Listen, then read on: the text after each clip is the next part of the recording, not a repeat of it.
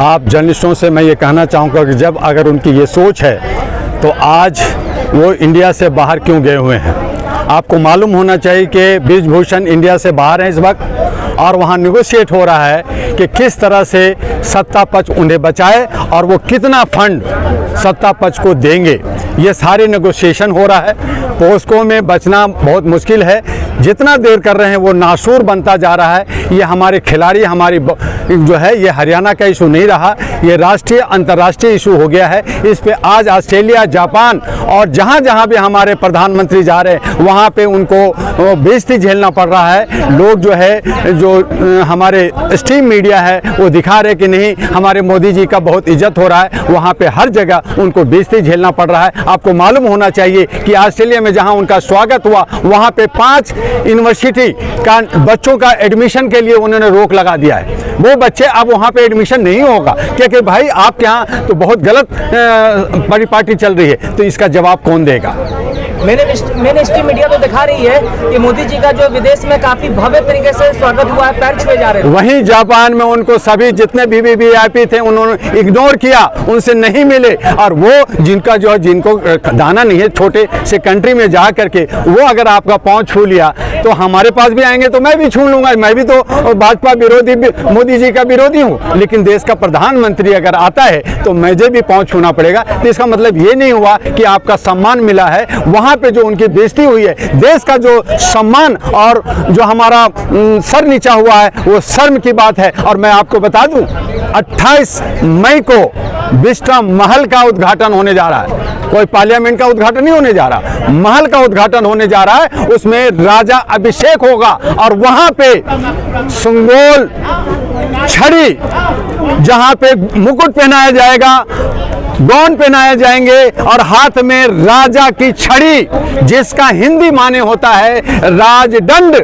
राजदंड यानी कि अगर कोई गलत करे, अगर कोई आवाज उठाए जनता तो उस छड़ी से आप उसको जो है ये करो। संगोल के मतलब होता राजदंड। जहां पे हमारा धर्म सत्यमेव जयते, जहां हमारा अशोक का स्तंभ, हमारा जहां गांधी जिसको विश्व पिता कहा गया, आप उसको खत्म कर करके सावरकर का और नाथूराम गोडसे का के दिन में आप जो है वहां पे उद्घाटन कर रहे हैं। आप साबित क्या करना चाहते हैं। आप ही लोगों ने प्रधानमंत्री चुन के भेजा है। देश का प्रधानमंत्री जनता ने नहीं चुना है, उनको उन पे 302 का धारा लगा हुआ है। 302 जनप्रतिनिधि ने चुना है और वो 302 का दंड समझते हैं। 302 जनप्रतिनिधि ने अंधभक्ति में उनको दे रखा है, वो मुजरिम है। मैं बार बार कहा है आप लोगों से कि मैं मोदी जी को कभी बुरा नहीं कहा, मैं आज भी मोदी जी को जय हो कह रहा हूं। लेकिन ये जो 302 जनप्रतिनिधि हैं जो अंधभक्त हैं, जो वो जो भत्ता और सैलरी और सारे ऐसो आराम कर रहे हैं मेंबर ऑफ पार्लियामेंट, वो सारे के सारे 302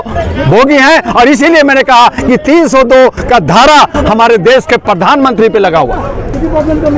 अरे तो जनता ने तो चुन के भेजा है, गए तो जनता ने चुना था जनप्रतिनिधि को कि अच्छे प्रतिनिधि चुन करके देश का प्रधानमंत्री बनाओ। इसीलिए मेरी मांग है कि प्रधानमंत्री, उप प्रधानमंत्री और चीफ मिनिस्टर का चुनाव डायरेक्ट जनता के हाथों से होना चाहिए। जनता उसका ये देखे। आज जो वो चुनते हैं और वो आपस में बिट करते हैं, विदेशों में जाके मीटिंग करते हैं और वो हमारे जितने भी अथॉरिटी हैं, चाहे वो इलेक्शन कमीशन हो, चाहे न्यायविद हो, कोर्ट हो, चाहे हमारा जो है कार्यपालिका हो, चाहे IAS IPS की हो, वो सभी को, पुलिस को, सिक्योरिटी को मुट्ठी में रख करके, पॉकेट में रख करके और वो बात करते हैं जनता के हित में। अगर सोचते तो आज जो 1 महीना से ज्यादा हो गया है हमारे अंतर्राष्ट्रीय खिलाड़ी, हमारी महिलाओं की जो मान सम्मान है उसके लिए वो आंखें बंद करके क्यों बैठे हैं, वो चुप क्यों बैठे हैं। अगर जनता का प्रधानमंत्री है तो उनको यहाँ पे आना चाहिए था। उन्होंने कहा था कि मैं भारत का प्रधान सेवक हूँ, मैं जो है चौकीदार हूँ, मैं खाली झोला लेके आया हूँ, तो उनको आना चाहिए था। लेकिन क्यों नहीं आ रहे हैं, देश विदेश क्यों घूम रहे हैं। यानी हम यहाँ पे गर्मी में मरे, हम यहाँ पे खून हम लोग गोली खाएं, हम लोग यहाँ मच्छर खाएं और आप जो है ऐश करेंगे तो बाहर वाह हमारे सेवक जो है वो हो गया राजतंत्र, वो उसी का तो अभिषेक होने जा रहा है। हम देखेंगे कि कितने सोशल मीडिया को आपको वहां घुसने देते हैं।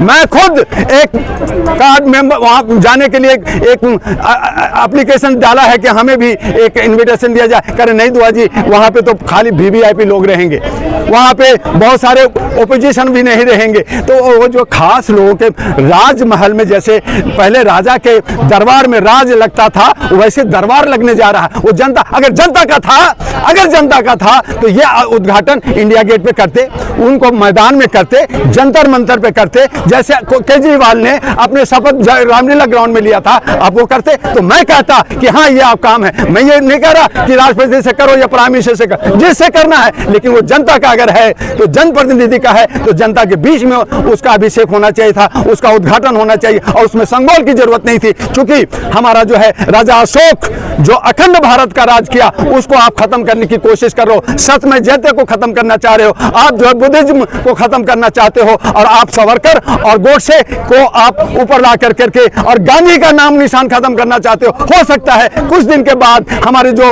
मुद्रा है, जो नोट है, जो सिक्का है, उस पे भी जो है हमारे आदरणीय सम्माननीय हिज एक्सीलेंस में कहूं कि मोदी जी का फोटो ना आ जाए, गांधी जी का फोटो हट जाए। तो ये भी संभव है कि ये जल्दी होने वाला है। बीते 23 मार्च को जो महिला का जो कैंडल मार्च था, इंडिया गेट पे सत्यपाल मलिक पहुंचे, तो क्या लगता है? इंडिया गेट पे मैं भी था, सत्यपाल मलिक जी भी थे, बहुत सारे लीडर्स आए थे और बहुत सारे समाज सेवक भी आए थे। लेकिन हुआ क्या, वो देख रहे थे, वहाँ का सारा जो है टेलीविजन पे देखा जा रहा था, स्क्रीन पे देखा जा रहा था, प्रधानमंत्री भी देख रहे थे। लेकिन कहा कि इनको करने दो, इनको जो खर्चा, जो इनको हंगामा करना करने दो। उनसे कहा गया ब्रिजभूषण से, बोलो तुम पार्टी को क्या फायदा दोगे, कितना फंड दोगे, यही नेगोशिएट हो रहा है, यही नेगोशिएट हो रहा है। देर ही सही, लेकिन ब्रिजभूषण को अरेस्ट करना होगा, उसको सजा देनी होगी। और जब तक अरेस्ट नहीं होगा, हम साक्षी मलिक मेरी खास, मैं उसको पेरिस में मिला था उस वक्त जब ये खिलाड़ी थी, मैंने उससे स्पेशली कहा है कि चाहे उन्होंने कहा कि भैया मैं मर जाऊंगी लेकिन नहीं उठूंगी, यहाँ जब तक ब्रिजभूषण की अरेस्ट नहीं हो जाता, जब तक उसको सजा नहीं मिलता, ये धरना, चाहे हम 2 लोग रहें, चाहे 10 लोग रहें, ये धरना चलता रहेगा। और ये बीजेपी के लिए नासूर होगा, चाहे बीजेपी इसको फायदा दे। खिलाड़ी इतना सारा कर रहे हैं, कैंडल मार्च कर रहे हैं, जगह जगह जाके प्रदर्शन कर रहे हैं, सब जगह, लेकिन फिर भी यही हमारे लोकतंत्र की हत्या, ये लोकतंत्र की हत्या है। ये लोकतंत्र खत्म हो गया, तभी तो मैं कह रहा हूं राजतंत्र है। और 28 मई को राजतंत्र का राजाभिषेक होने वाला है, जहां संगोल छड़ी देख करके कहेंगे मैं राजा हूं। और इस छड़ी से तुम लोग को, जैसे यूपी में बुलडोजर चला रहा है, जो गरीबों के घरों में चल रहा है, उस छड़ी से जनता को मारा जाएगा, गरीबों को मारा जाएगा। गरीब जो अंधभक्त हैं, जो सोच रहे हैं कि नहीं मोदी जी हमारे, ये बीजेपी बहुत अच्छा कर रहे हैं, वो आंसू से ऐसा रोएंगे, आंसू नहीं खून की आंसू रोना पड़ेगा। वो वक्त आ रहा है और धीरे धीरे जनता को समझ में आ रही है। उनको जो कर्नाटक में सबक दिया है, उसे 5 राज्यों में भी सबक मिलेगा। और आने वाले 2024, आपको ये भी बता दूं, आज ही बता देता हूं कि मई में जो लोकसभा का चुनाव है उसको भी ये टालने जा रहे हैं। वो मई में चुनाव नहीं होगा, वो जाकर के अक्टूबर नवंबर में होगा, वो भी जनता के हंगामा के बाद। हो सकता है कि ये 2024 का चुनाव ही रद्द कर दें और ये राजतंत्र घोषित कर दें, ये हिंदू राष्ट्र है, मैं राजा हूं,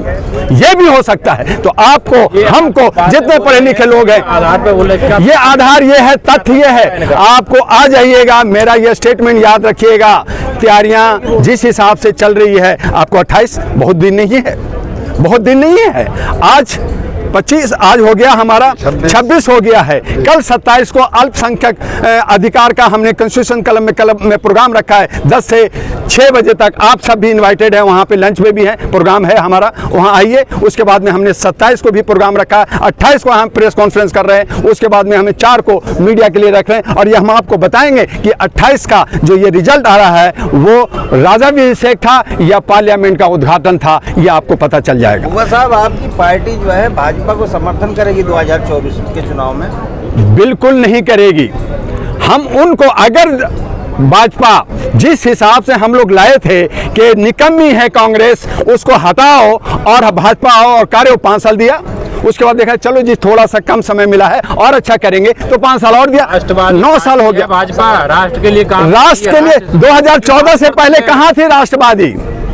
आज राष्ट्रवादी कौन कह रहा है? वो कह रहे हैं जो अंधभक्त लोग हैं। विदेशों में मोदी जी कहे को विदेशों में घूमने से, बाहर जो है करोड़ रुपया खर्च करने से, आप हमें दो ना 1 करोड़, हम देखो क्या हंगामा खड़ा कर देते 1 करोड़ में, जहां उनको जाने में एक यात्रा में 5-5, 10-10 करोड़ रुपया खर्च होता है। वो जनता का टैक्स खर्चा हो रहा है। जनता जो है टैक्स दो, तुम टैक्सधारी हो, और 5 साल में वोट दो, तुम वोटधारी हो, बाकी तुम्हारा कोई अधिकार नहीं है। हम तुम्हारी शिक्षा छीन लेंगे, हम तुम्हारा रोजगार छीन लेंगे, हम तुम्हारे स्वास्थ्य छीन लेंगे और हम राज करेंगे। हम सिर्फ कहेंगे कि मैं जनता का सेवक हूं, मैं भारत का चौकीदार हूं, मैं खाली झोला लेके आया हूं। लेकिन वो जब जाएंगे तो उस झोले में कितना माल जाएगा ये आपको पता चल जाएगा कि वो झोला भरा हुआ जाता है और क्या देश को नुकसान करके जाते हैं। आज आर्थिक स्थिति अंदर से जर्जर हो गया भारत का, सारी उथली बिक चुका है। आज 2000 की नोट को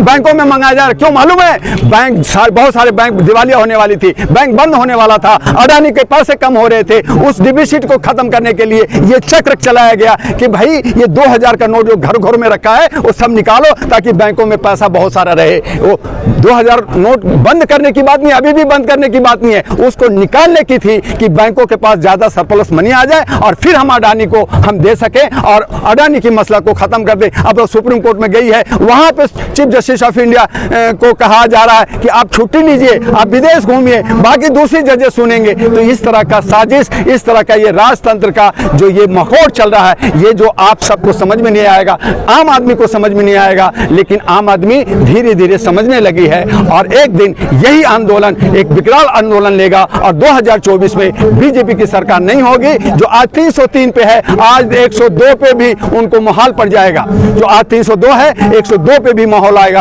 अगर 102 भी आ गया तो वो भी एक क्रिमिनल है। वो इस तरह का ऑफेंस है कि आज जितने भी हमारे जनप्रतिनिधि हैं उनके खिलाफ हमें आवाज उठानी होगी, उनको हराना होगा। और इसके लिए हमने जनवरी से ही भाजपा हराओ अभियान का मैंने बिल्कुल फूंक चुके हैं और उसमें मेरी सफलता कर्नाटक में मिल चुका है और 5 राज्यों में भी हमें सफलता मिलेगी। और मैं यहां से वादा करता हूं कि 5 राज्यों में कम से कम 4 राज्यों में बीजेपी बाहर जाएगा। ठीक है, थैंक यू।